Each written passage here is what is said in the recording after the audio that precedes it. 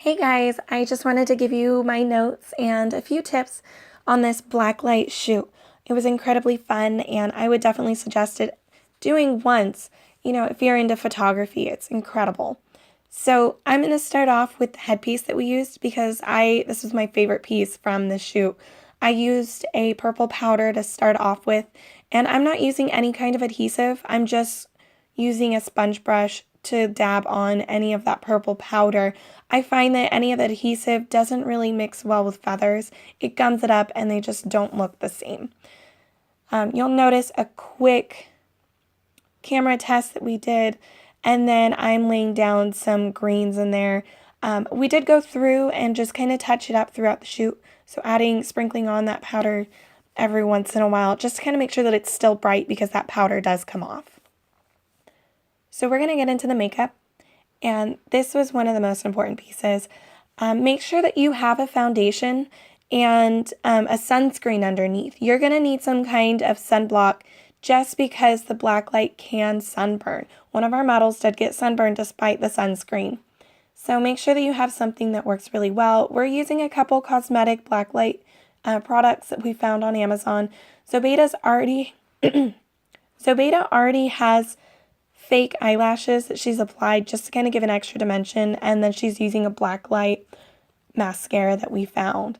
We went for two different looks. We went for really bright with Sierra, and she's applying a lip gloss and a glitter to her lips, using a lip gloss as a base as a layer between her skin.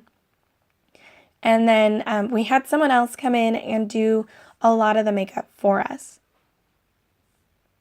So for a lot of these, she used just a regular makeup brush to apply it pretty evenly. We had a gel that we used and a face paint.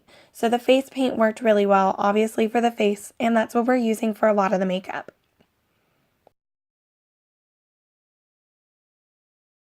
One thing that we do want to talk about is the hair. The hair, there's two different ways that you can apply this. And the first way that Sierra tried was the gel, and I have to say that it worked.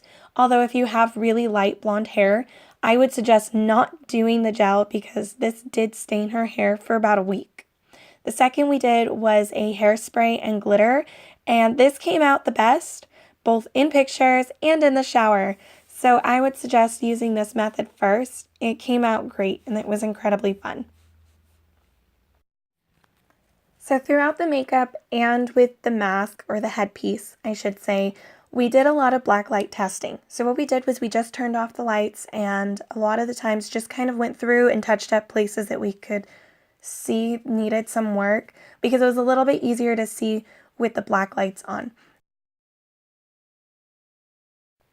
And here's a little bit from our shoot, just a couple quick notes. Make sure that your models are holding as still as they can. If you're using an incredibly low shutter speed, you're going to get a lot of movement, and that's really hard to avoid. But if you can get them to sit as still as they can, hold that pose. I know that's really hard, and they had a really difficult time with it just because low shutter speeds are difficult to deal with. We did get some great photos, and that was definitely with their help, and they had so much patience. So if you can, make sure any of your subjects, if you're not using models, this is probably going to be 10 times easier. But we definitely could not have got these photos without their patience. And send us a picture if you try it. We'd love to see how yours turns out.